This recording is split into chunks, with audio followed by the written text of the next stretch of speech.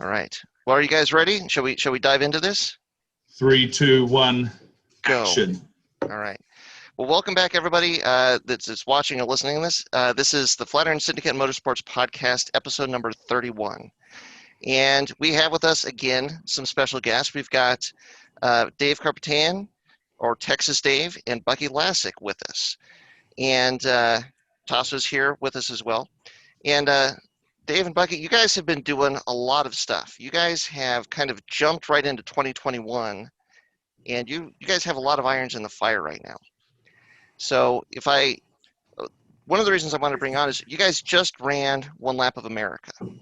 And I wanted to talk to you about that because, I mean, it looks like it was a lot of fun. And, of course, you happen to be driving a Subaru, which looked like kind of one of the perfect cars you could have taken for that kind of thing. Yeah. The first question I had for you about that is, have you guys done that before? Was that your first time doing one lap? No, that was definitely, they call us the puppies. Yeah, we were the lap pups for sure. We not only was it our first time doing one lap, but I don't actually know that we quite knew exactly what we were doing until we were in the parking lot the day before, and we're like, so how many places are we going? Yeah. We have, and then the full size spare in the trunk. We're like, oh, that's the whole trunk. Huh.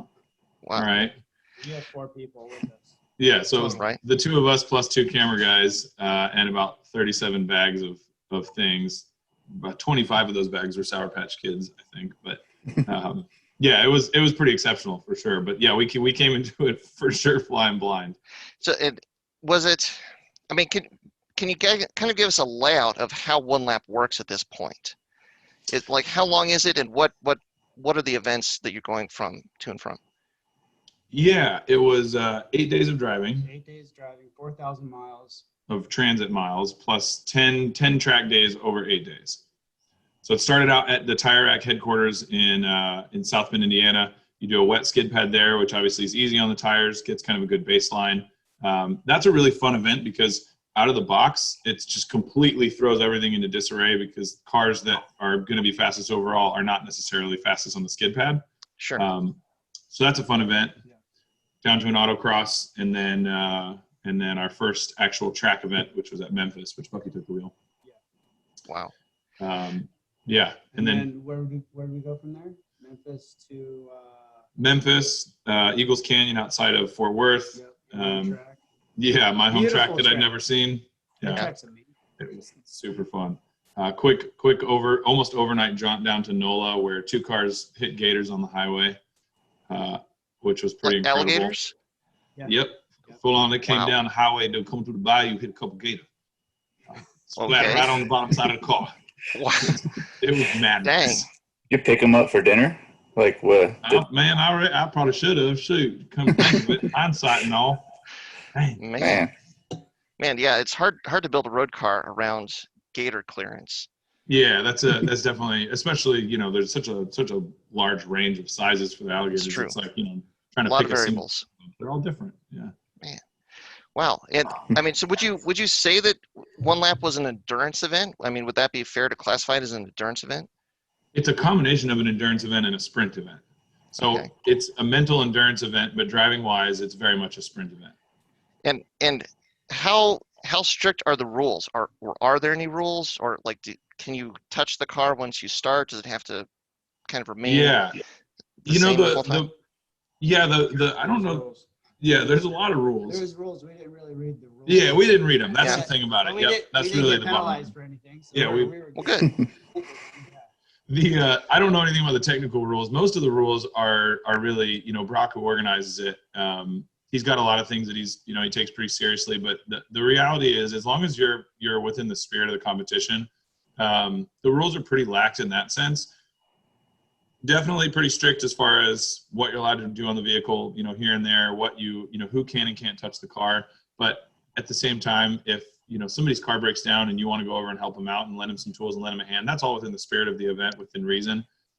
So, that's the thing I think that was really surprising for both of us about one lap was we came into it, again, not really knowing anything about it. And if you don't really know an event, you can't necessarily feel connected to the culture, but it was pretty much like immediately it was very, I raced Pikes Peak for 11 years, and it was very similar in that sense of like really deep camaraderie.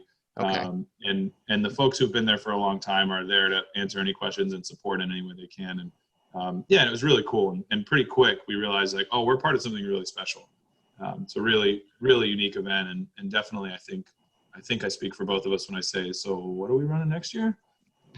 Well, very cool. And I think you said kind of at the beginning that there was a lot of different disciplines, like skid pad, autocross, track days. I think you mentioned drag racing was part of it, or a drag race.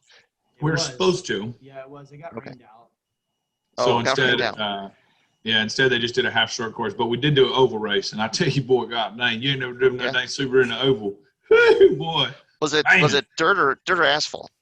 Asphalt. Asphalt. Yeah, Okay. I wish it had been. I've been pushing Brock very hard now for some dirt events, so we'll see. That would be fun. Yeah. Well, and it seems like how much of a role did you guys have in picking the car that you took? Was it something that just kind of fell into place, or did you kind of actually seek out the S209 that you guys got to take?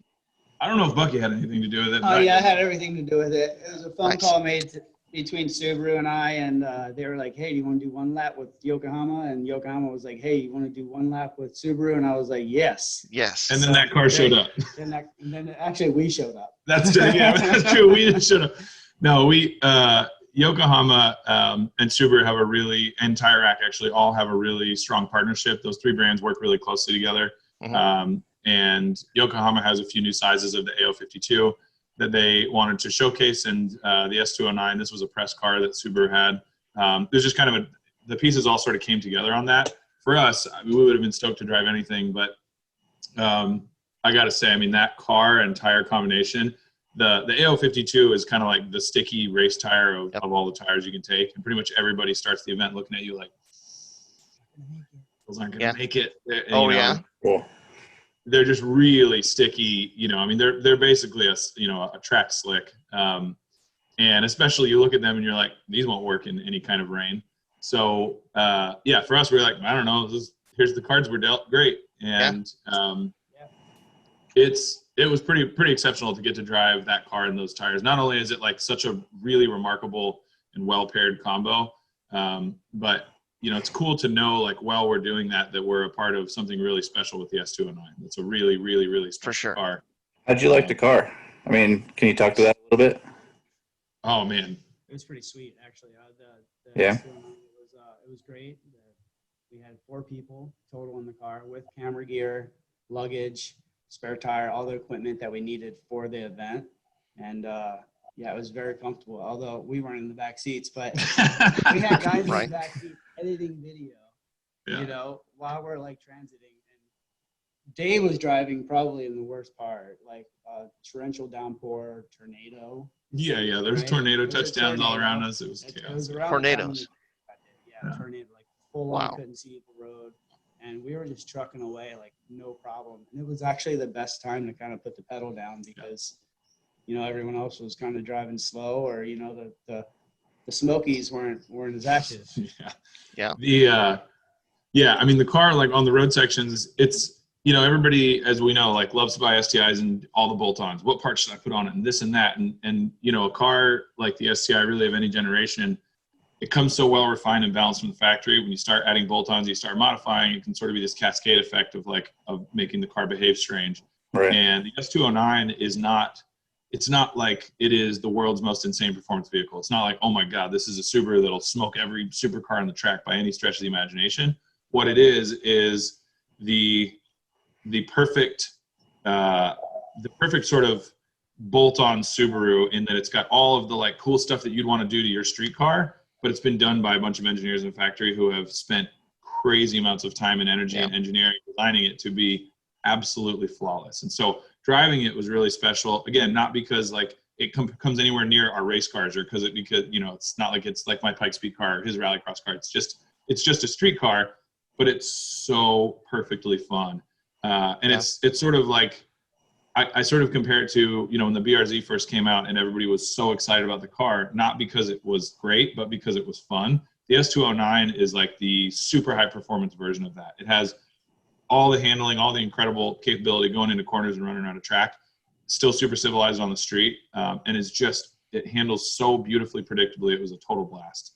And I think for us, it was rad because we went to a bunch of tracks that we don't know, and neither of us are well vetted, experienced road racers. So when you're going to tracks and, it's Billy Johnson, Randy Pope's showing up to race against, and these guys are running through their whole formula, and we like skate the track for one lap, at which point I pass out because I'm not built for that.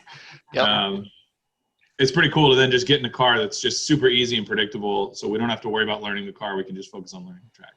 For sure. I mean, it seems like this kind of event, you want to bring a Swiss Army knife of a car to it because you're doing so many different disciplines. You need a car that's going to be able to do whatever you need it to do on the given day.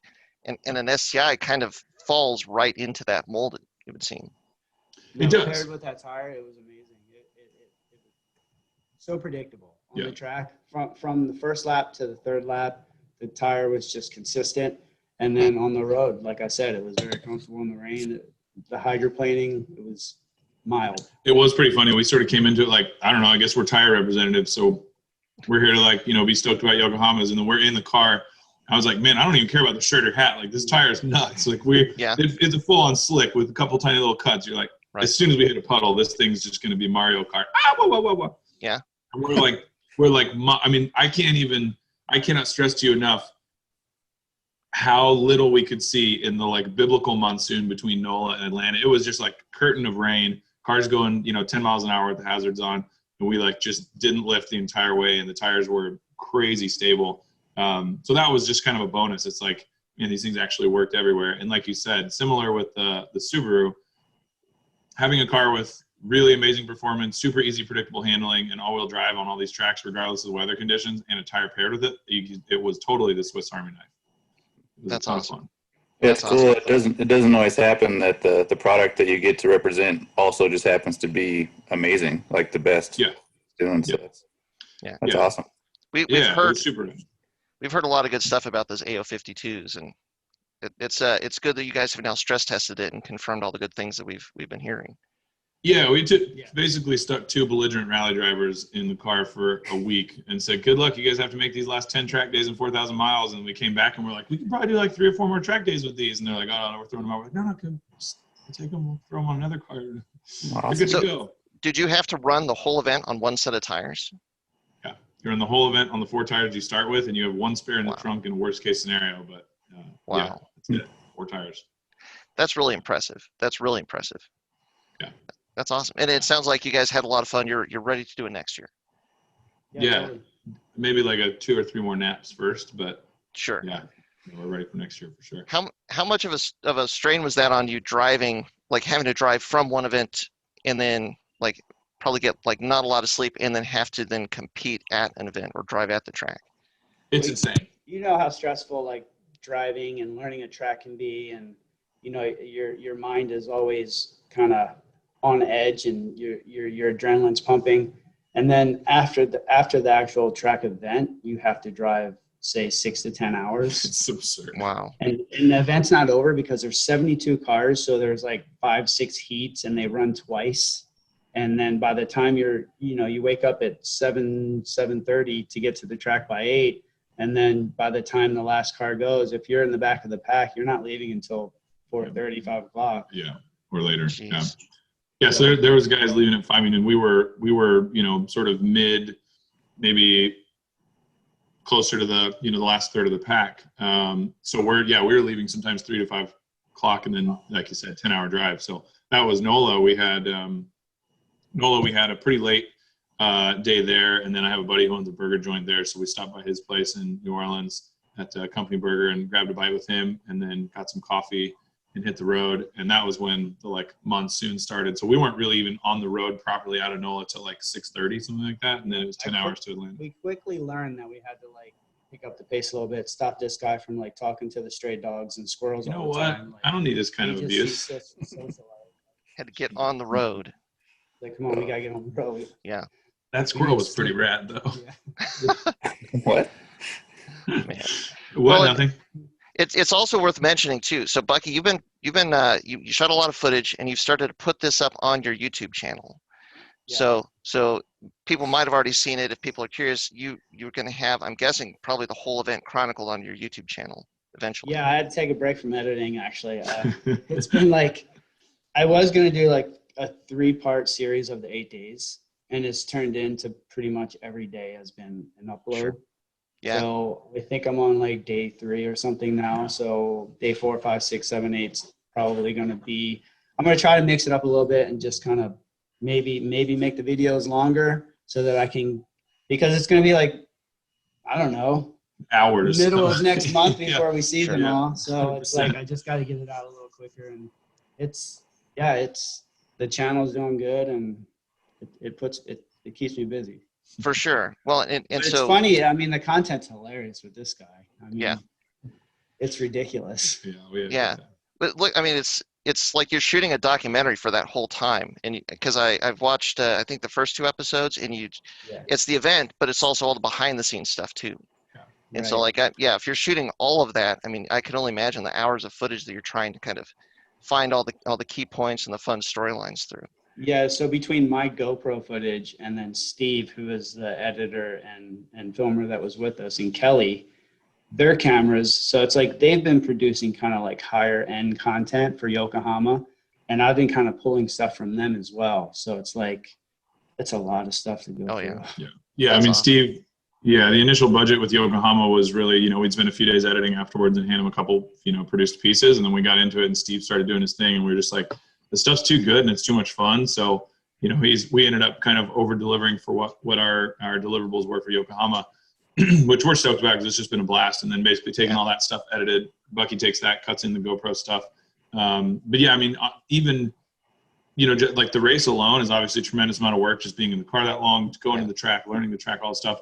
Then, in addition to that, we had to think of 4 different Instagram accounts that we had to be producing vertical content for, reels, or, whatever platforms, and then YouTube stuff for his channel, YouTube stuff for Yokohama's channels, for our channels. So yeah, I mean, anything you see, there's 4 different cuts and 4 different versions of it that have gone out into different platforms. So that part was really, really stressful.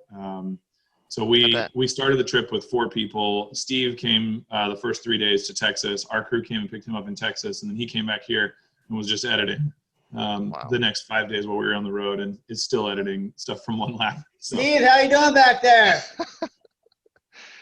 Oh, he's got his headphones in. Yeah. Yep. Man. Well, I mean, it sounds like it was an awesome experience, and it's so cool that you guys chronicled the whole thing and going to be able to put it out there.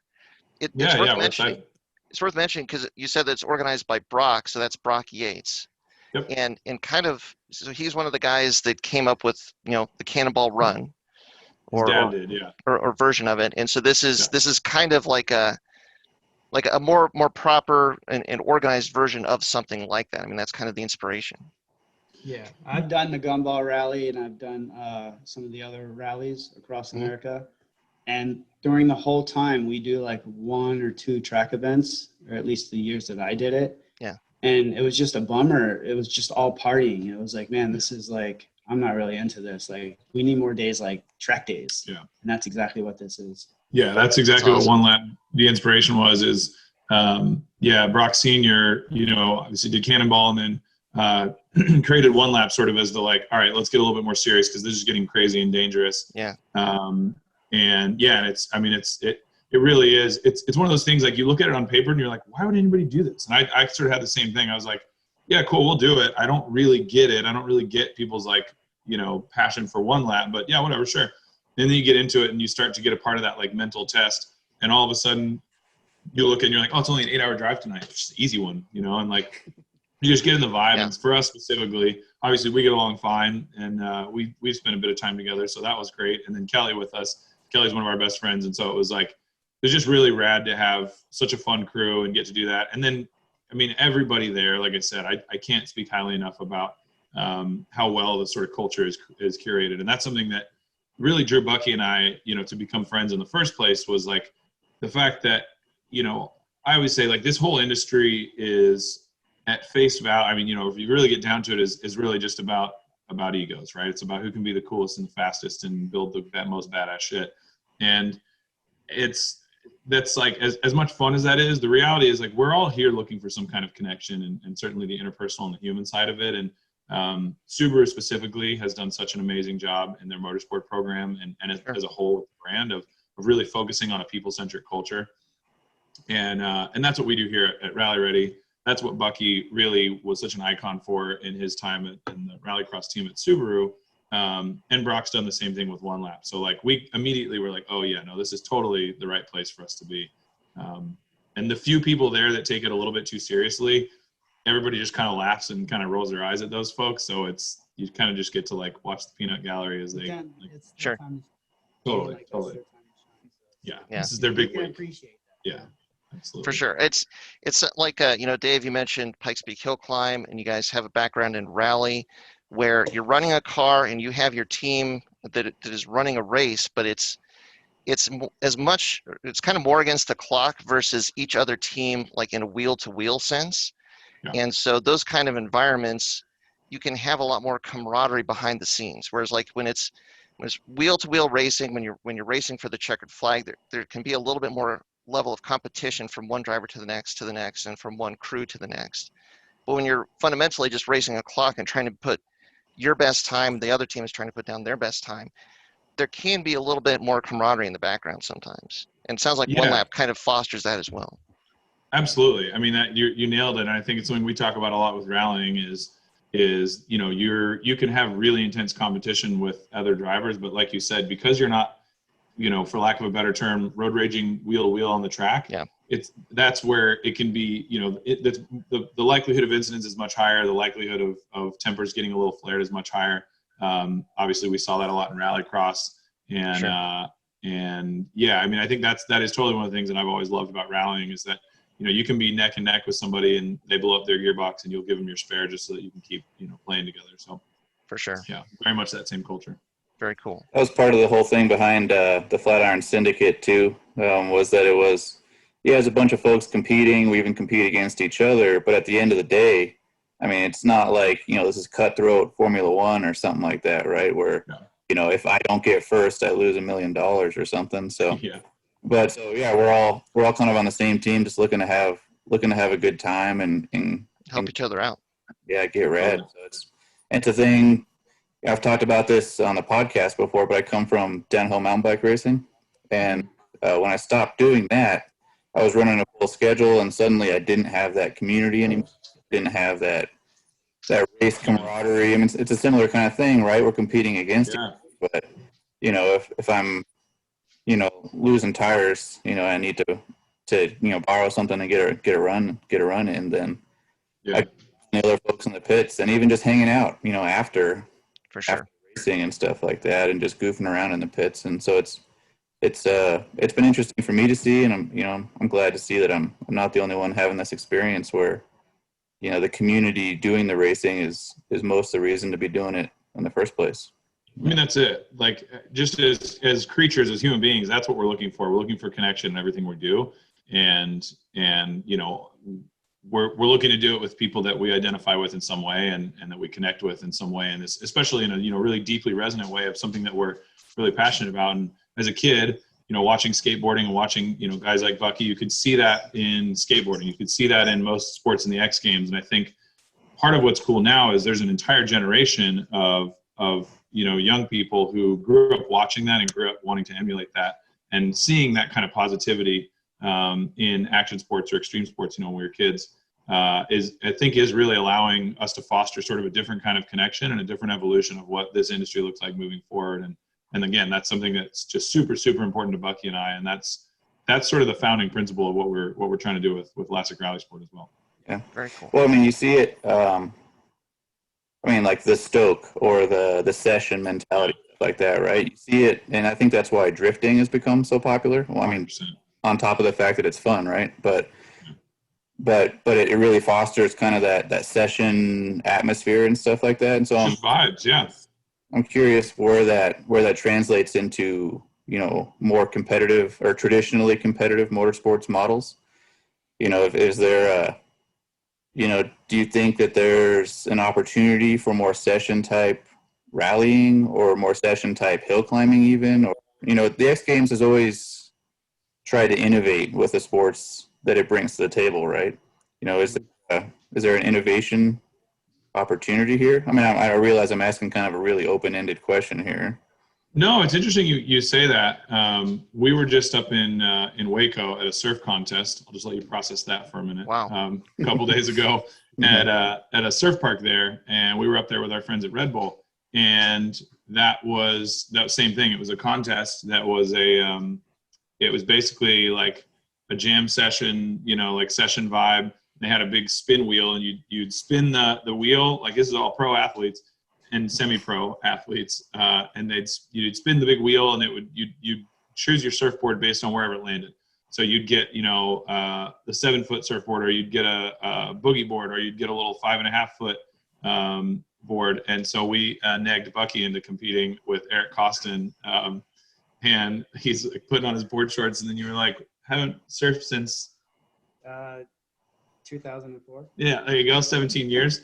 So it's been a little break, but that was it. Like, dude, everybody's just there roasting each other and, like talking smack, having fun, supporting each other. And everybody, you're just on whatever board you get on a spin the wheel. So like Bucky got hosed and got they call it the stump, which is basically like having a boat anchor tied to your ankle. Still managed to catch a couple waves.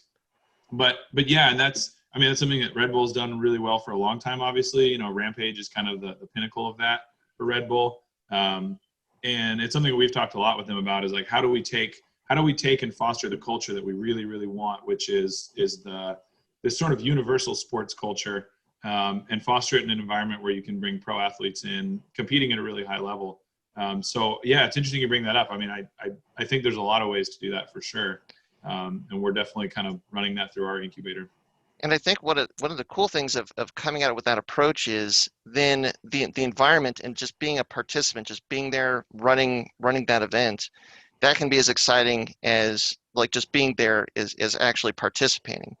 Yeah, so totally. That can really foster a lot more people to get interested, to get into it, versus if it's a really competitive environment. Yeah, it's more approachable. Yeah. It's kind of like a Lemons event. Totally. Yeah, it feels way more approachable to have. Like if you go to COTA, this past week for NASCAR, that's way less approachable and way less interesting and way less engaging than if you go there for a Champ Car race or a WRL type race where, sure, there's always going to be those few people taking it way too seriously. But, to be frank, like that was my experience when I went to SCCA Rallycross Nationals in 2014. We showed up and it's like people were already there ready to protest each other. And I'm like, guys, my Aunt Linda can be driving down the highway in a Pontiac Vibe. She can see this and she can exit and be like, what's that? Spend $200 and 2 days later, she can be a national champion. Like, that's how serious we should be taking it. You're getting trophies through 37th place. Like, right. I get it. This is your moment to shine. And I totally get for people that we all have that one place in our lives where it's like, this is my chance to, to put my best foot forward and win. But your best foot is not protesting people because they're missing their trunk liner. Like, it's when stage rally, where there's actual professional teams and we're spending, crazy amounts of money to be there, has better camaraderie and takes it less seriously than guys who are spending $50 in a parking lot to go, or a cornfield in Iowa, then you have a problem culturally. And I think that's the kind of stuff that, we have to figure out how can we take those sports, because that's the genesis for a lot of people to get involved in rallying is SCCA Rallycross. And if it's not welcoming and inclusive at the very, very lowest bar, if you come to a rally school and you don't feel like the people there are invested in your success and are as stoked as you are to see you succeed, then we're not going to be able to grow the sport. So I think that's just the most crucial piece. Well, and let's talk about Lasek Rallysport, because I wanted to talk to you guys about that. I saw that you had you did kind of a launch announcement about it, and it seems like kind of, Dave, what you're just kind of describing is kind of some of the motivation you guys have in doing or in creating Lasek Rallysport. But maybe can you give us more details specifically about what you guys are doing with that? Yeah, I don't know what we do. Basically, we wanted to take the student from the classroom here at Rally Ready and kind of give them a platform to introduce them into rally. And that's what Dave has helped me do here at Rally Ready. And we're basically bringing that vibe that we were just speaking about to the stages. And a lot of people, they come up to me and they're like, okay, well, how do I get in the rallycross? How do I get in the rally? And this is a way to present to them they're in and kind of give them the outline of how to establish yourself to be able to jump in a race car. Yeah, Sure. I think at the highest level, what we're doing with Lasek Rallysport is like you said, providing, arrive and drive rentals, coaching, and fostering drivers at whatever level to be able to engage with the sport and stay engaged, in a way that's equitable and affordable for them. And so for me, one of the things I just refuse to do as the owner of the school here is like, I refuse to take people's money for something that isn't going to be sustainable or that's not going to be the right value proposition for them. I'm not going to tell somebody they need to buy a $100,000 two-wheel drive 160 horsepower Fiesta if that's not the right thing for them. And I'm not going to have somebody come spend a bunch of money on a rally school or a bunch of classes or private training if they have unrealistic expectations. And so one of the first things I ask clients when they come in and they're talking about wanting to do something in motorsport, I'm like, well, what's your budget, time, and money? Because you have to know how much you have of each, because if you have a lot of one and not a lot of the other, it's going to be a very different conversation than the other way around. And, Bucky's approach, very similarly, obviously, has done a lot of this, a lot of mentoring young people in skateboarding over the years. So, I've got this arrive and drive program that we used to run here. I ran rental cars at Pikes Peak and some rallies and stuff, a decade ago now. And I sort of walked away from rallying to focus on building this business. And the goal has always been with Rally Ready to really take the culture of rallying and make it accessible to everybody on planet Earth as best as we can. I think everybody has something to gain from sitting in the seat of a rally car for, if it's only 30 seconds, 60 seconds, fine. But it really, in the right space, it can be life-changing and really empowering. So I last year was putting some cars together and I was like, you know what? I think I can do my first rally in a decade finally. Like, I've got a car prepped. And I was like, you know what? Actually, I think I have two cars. So I called Bucky and was like, hey man, you want to go run an NA 4-wheel drive car at Rally Colorado? And he's like, yeah, I want to go race a rally car. So we threw the cars together, didn't get any testing, ended up putting Bucky in a car that, bless his heart, he didn't complain the whole time, but was wildly ill-equipped for that event. Sorry, man, love you. But the takeaway for both of us was like, oh yeah, it's still there. The itch is still there. And so we started talking about this year and wanting to get back in the cars.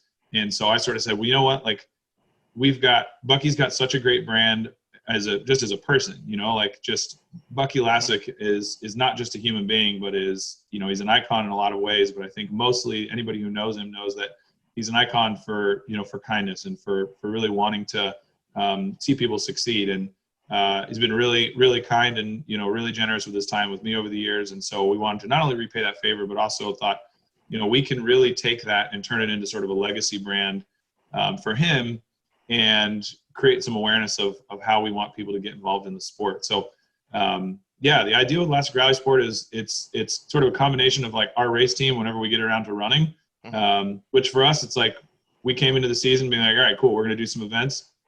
We got snowed in Texas, couldn't go to Snowdrift, had some mechanical issues for 100 Acre Wood, and then Olympus and Sofer, we're just got so slammed here. So we ended up being like, all right, well, we'll just pick up whenever we pick up. So coming into the second half of the season, we're going to come run, I think we're going to come do a hill climb in Colorado, and then shooting for Ojibwe in August if all the stars align again. And then we've got a handful of extra cars. So we've got a bunch of really rad folks who have requested some seats for us. So that's hopefully awesome. We've been concentrating on the infrastructure. Yeah. What hill climb are you going to come do? What's that? You said you're going to come do a hill climb?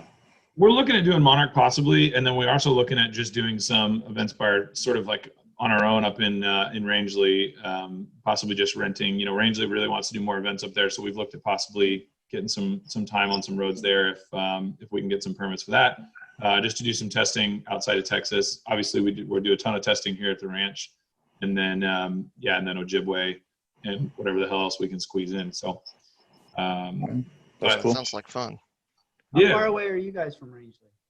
4 hours? Rangeley? Yeah, everyone's like 4 hours. a long ways from Rangeley. Yeah, because we'd have to go all the way up over I-70, over the pass, out to Grand Junction, and then up. So it's there's not a very direct path to get there. We stopped at their place on the way out there. Yeah.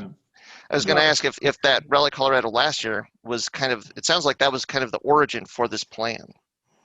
It was. That was like, that's very cool. That was the let's go do cool stuff. I mean, again, my goal is always very simple with motorsport. Like, can we add value for our brand? But more importantly, I fell in love with rallying as a 16-year-old playing Gran Turismo, or 15-year-old, and it like had that moment that I think everybody has, that connection to rallying where you're just like, oh yeah, that's it. My whole life's ruined. This is the thing I'm going to do. And so I spent what would have been my college money to buy my first rally car and sort of never looked back. And when it got to that place where I realized like, oh, this is really toxic and dysfunctional, the way that I'm interacting with everybody else in my life and money and whatever else, to like try and get my next fix, was when I was like, I got to figure out a better way. And so that was really, again, the origin of the school. And so, yeah, last year when we finally got to a place with the business where we, you know, the sales and the growth was in a place where it made sense from a marketing budget for me to go do a couple of events, I was like, man, rallying is fun, but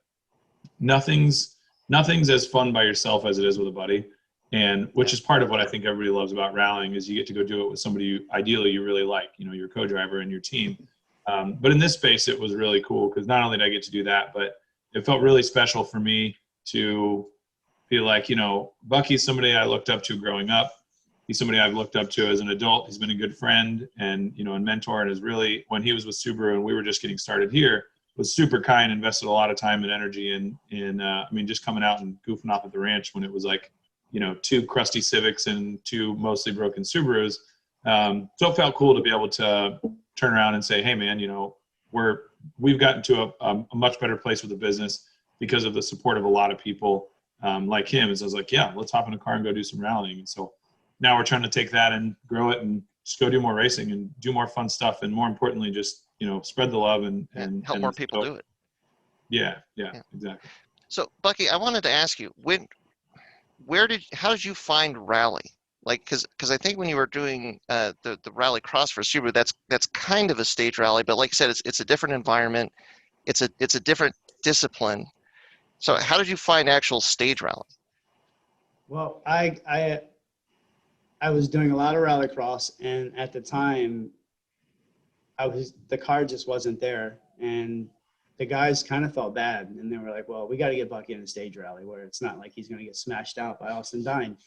So, Old Dine and Dash. Yeah. So they put me in a stage rally, and from there it was snowdrift, and I ended up turning over, I don't know, I didn't get a stage win, but I had a couple second, you know, fastest stages. So I think I kind of took to it, and they saw the potential there. And then I did another stage rally. And then from there, I'm here with Dave now. So I think it's just with rallycross, it's all fun and everything, but like, I'm a racer and I really enjoyed the racing. But at that point, it was just like getting smashed out, the car not being there. It just disheartening. Yeah, it just kind of broke me, you know what I mean? So when I got back in the stage rally, I was just like, all right, this is where I need to be. Yeah, rallycross, it's a really difficult environment to succeed in, I think, because you got so many cars in such a small amount of space. You're all jockeying for position. You come out to stage rally, you're on the road, you've got space to run. And you're running against the clock, so it can give you a little bit more time to breathe and actually really have some fun and drive at that pace and kind of in that style, but just like with a lot more room to play. Yeah, totally. Yeah, I really enjoyed rallycross. Don't get me wrong. It was just, I think the timing was just bad. Sure. Well, and let's talk about Rally Colorado last year, because it might be relevant to kind of what you're talking about with Lasek Rallysport, because you guys were running, I think it was it 2 naturally aspirated Subarus, right? It wasn't even a turbocharged Subaru. Yeah, we were in the 4-wheel drive. You were in the 4-wheel drive. I was in the 1-wheel drive. Yeah, Bucky was definitely in the like 1.6 wheel drive car. I was in the 3-wheel drive car. Yeah. But I think with rally, there's kind of the sense, like kind of like I said, there's a perception that there's a really high barrier to entry. Like you have to have a really fancy, really fast, really highly prepped car to go out there and run. But that's not necessarily the case. Like you can have a naturally aspirated Subaru, but you can still have a lot of fun at a stage rally doing it. Yeah, I mean that was sort of that's always been my thing. You know, I came into the sport in my first car was an Integra Type R that Ivor, who owned the rally school in Florida at the time, it was his personal car that he crashed enough times that the quarter panel looked like a topo map of the Rocky Mountains. But he crashed it enough that I got it cheap. And, you know, and I kept being, I had no mentorship. I didn't know anybody who rallied. I was, you know, 17, 18 years old and was making it up as I went along. So I thought, I got to have this thing now. I got to have this thing, and then I got to have this thing. And I went to O'Neill Rally School in 07 with Wyatt on, it was like 2 inches of glare ice when I showed up in January. And I mean, it's so bad. The car's sitting on top of the hill, completely stopped, and then they would just slide into the ditch. And spent some time there with them, and Wyatt, you know, especially at that time, was just so passionate about rallying and such a great instructor. Helped a lot, kind of like lay some fundamentals for me to go, got it. And I learned a lot about driving, and I also sort of learned a lot about, like, man, this is a really cool, you know, format they have here. There's a lot of things I would do differently, even as a kid back then. But what was one of the big takeaways for me is, like, you know, people need to know more about how much car they do and don't need. In sports car racing, everybody knows that you can have the most fun in a Miata, right? Miata is always the answer. But I think it's still tough to. I mean, a lot of people weren't around when Chris Duplessis was in a Mark II Golf destroying Subarus in two-wheel drive in the Northeast. So a lot of people just aren't aware. And I think NA four-wheel drive is such an amazing class, or open light as it used to be called. Such a rad opportunity to build a really simple, really reliable car. And we went out with two cars. Again, haven't been in a stage rally in 10 years and 6-7 years. Yeah. And, I got up third fastest time in one of the stages in a car that had no business being quick, because we just got comfortable and had fun. And again, when you're in a car that you can drive close to the limit and not have to be thinking about your bank account the entire time at that level, it's just so much more fun. To know that if I write the car off, it's going to hurt, and I can't afford to, but also it's not like the bank's going to be calling me for the, $32,000 of outstanding balance on my finance rally car. Right. And all my buddies are going to be, calling me for months, asking me for all the money I borrowed in parts. But that's that was sort of it for us. And I was like, man, if you check your ego and you check your need to be the king of everything cool, and you just go out and you're like, you know what, I'm just going to race what I've got and have a good time. Class like any four-wheel drive is just, it's so much fun. That Colorado, Colorado too. I don't know if it's because it's so tight or so technical or so like the terrain itself is so abusive to the car. It might be one of the only, if not the only, event where a naturally aspirated car is taken overall at the national level too. It's true. It's they're amazing roads. I mean, it's both stage rallies I've done have been Colorado, and I've broken out, but it is a tough event, but it really the roads, it kind of equalizes like the power and like the really like the teams that have really high powered fast cars and the guys that have the open lights cars. I mean, it's a pretty even playing field for everybody.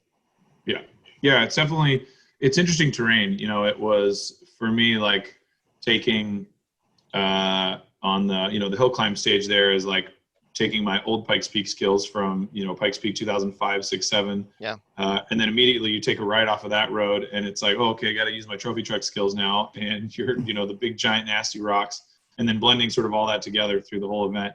The stages are really cool. I absolutely loved that event, both from a stage standpoint and just the organization and, same thing, sort of the vibes and culture, which, I think is something really unique and speaks to a lot of the culture in Colorado in motorsport. There's always, from the CRC days, the, Colorado Rally Crew days, way back in the, now, 16, 17, almost 20 years ago, and Rally Colorado back then, Rally Colorado now, Colorado Hill Climb, like the culture in Colorado as an outsider coming in is always been really exceptional, and Rally Colorado was no exception. It was really cool to feel that there's just sort of this same vibe that permeates all the rally events I've been a part of there. And awesome. Honestly, I really think you look at guys like Scott and the amount of time and energy that Scott and Flatirons invest in the community and the culture. That is in large part why, and that's what's cool about working with a brand like Subaru, a brand that from the bottom up, you're dealing with people who believe in that culture. It's something. I'll speak for Scott slightly. Is that he loves the culture behind rally, and that's why he always comes back to that.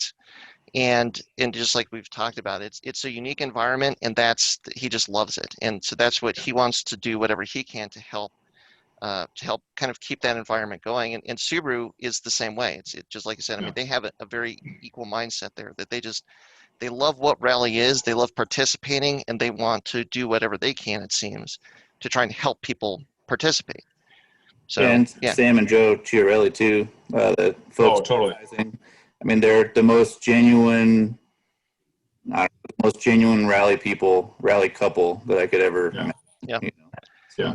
They just love Sam it. and Krista are right up there too. But the Chiarellis are amazing. They were great to us. And Scott, I mean, Scott's been nothing but amazing to us over the years, and when we've been up there for Pikes Peak, and you know, same thing even here, like the Austin Subaru here.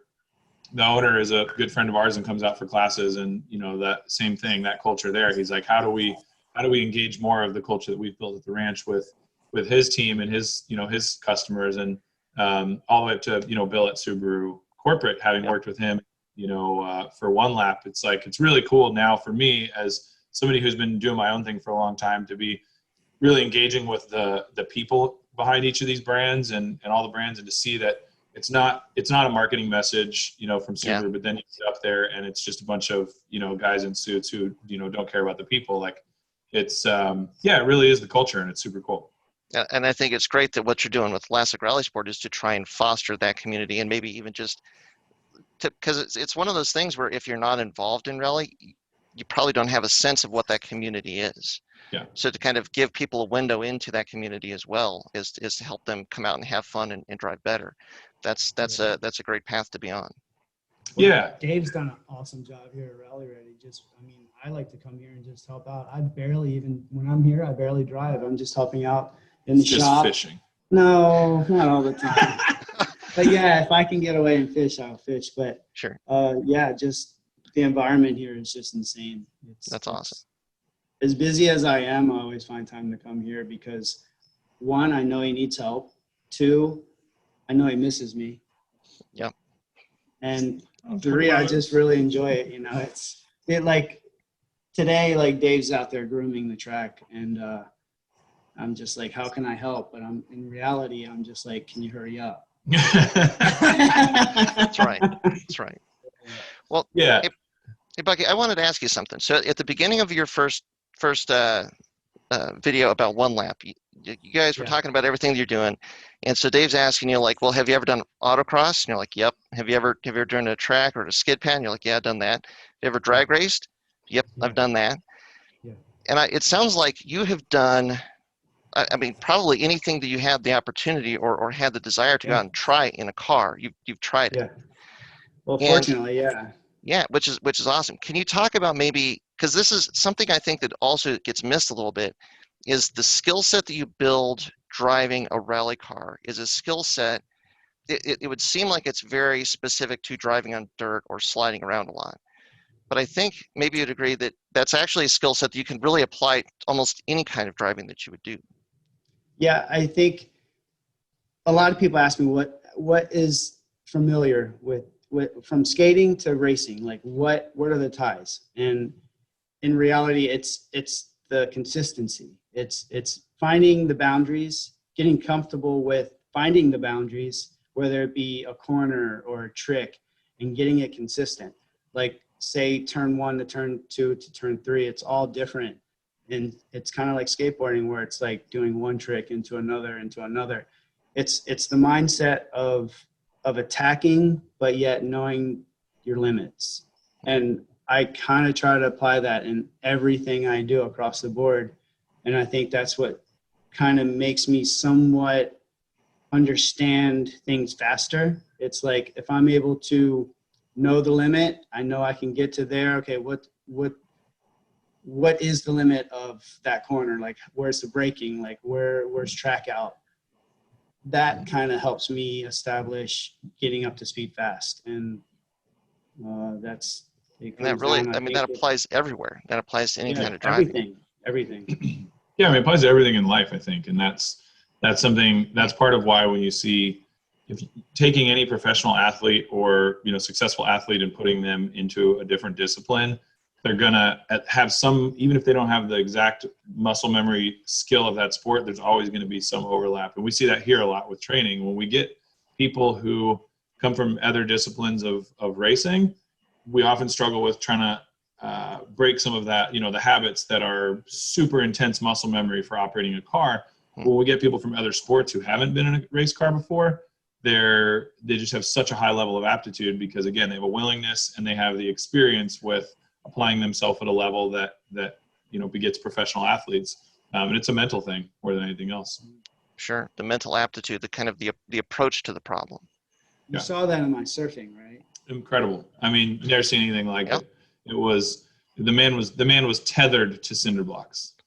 I mean, the waves, Bucky was here and this wave, just goodbye. Goodbye.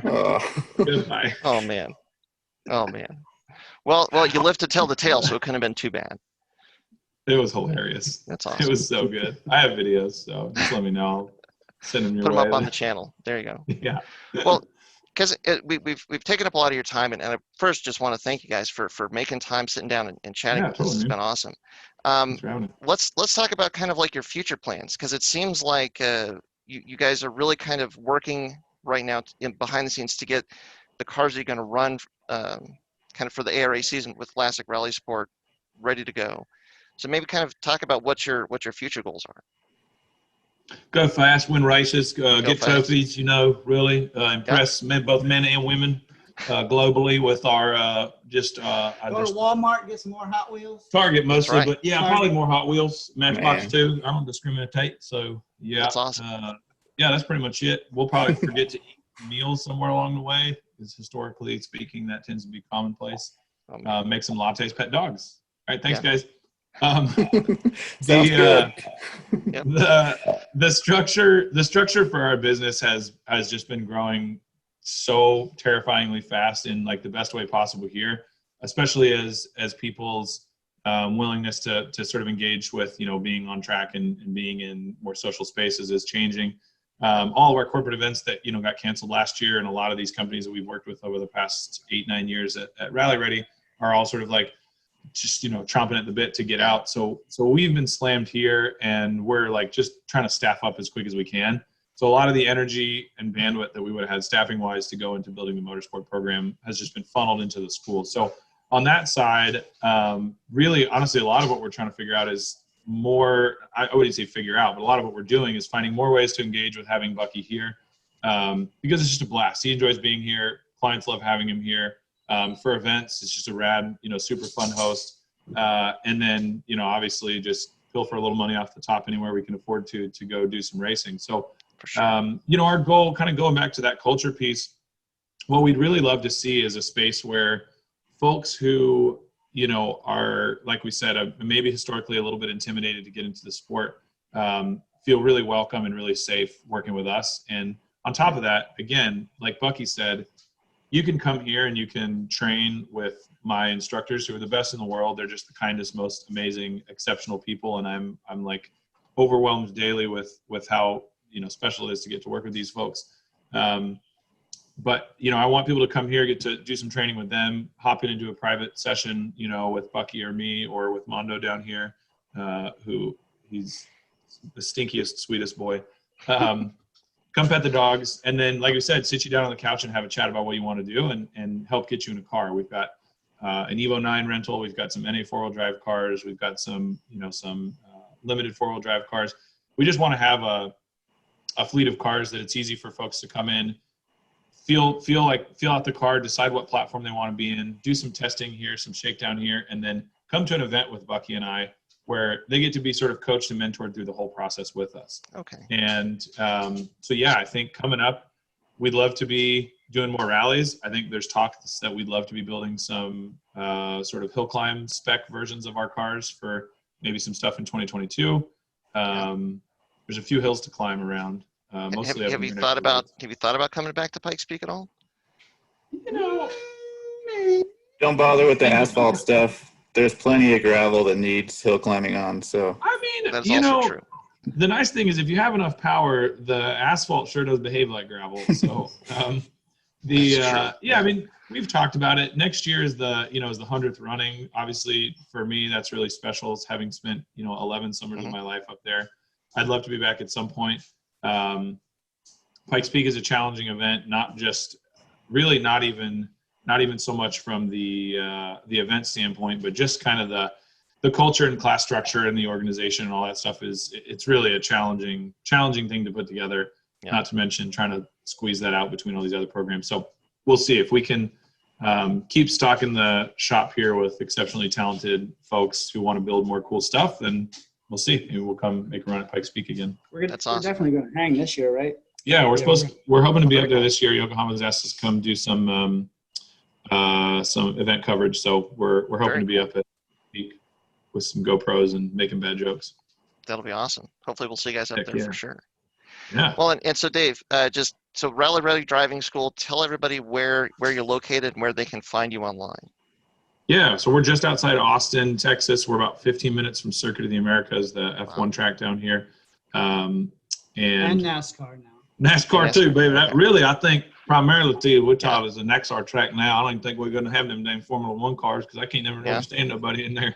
Yeah, that's the thing. So, if y'all want to find us, we're at rallyready.com. Instagram is at rallyready or at Texas_Dave. Oh, it's so coarse.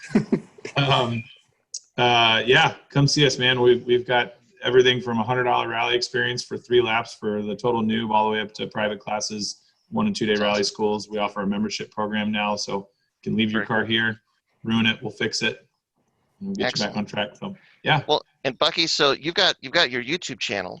Like, where can everybody find what you're doing? Is the YouTube the best place to go, or is there a different place? Yeah, YouTube for the weekly thing, and then just my social. I pretty much tell everyone what I'm doing there. It's Bucky Lasek, and then YouTube is Bucky. Yeah. Well, and I want to say so that your YouTube channel, Bucky, is really awesome. So if anybody hasn't checked it out yet, you really should go check it out. The thing that I love is you've got two really big projects that you've been working on. So you've got Project Bucket, and then you've got your new Brat project. Right. And what's awesome about, you're doing a really great job of chronicling the build of both of these cars in a lot of detail. And you're doing so much of it yourself, which is just, you bring so much to it by doing all of the work and all the details that you show. It's really awesome. Yeah, it's a lot of work. Once again, I'm going to say that word, work. But I do have a lot of friends helping me out. My buddy Lance has been a big help, and Brian at iWire. For sure. Bucket. And my daughter has been not so much of a help on the Bucket. She's taken my attention and focus away from the Bucket, and it's been on her Brat. So, but it's been fun. It's that word. Could you just talk about maybe a little bit of the inspiration for the Bucket? Like, how did you kind of decide, like, this is a project that I'm going to start on, and like, you've thrown so much at that car. How can I describe, like, the inspiration is just like, who else wouldn't want a wide body GC STI swapped Impreza? Hands down, favorite rally car in the world. Yeah. And I wanted to create like a daily fun car that I really just enjoy driving. And that's pretty much what it is. I got a couple of things to finish up on it, and then it's paint, and then it's just drive it. Maybe bring it to the ranch and destroy it. Yes.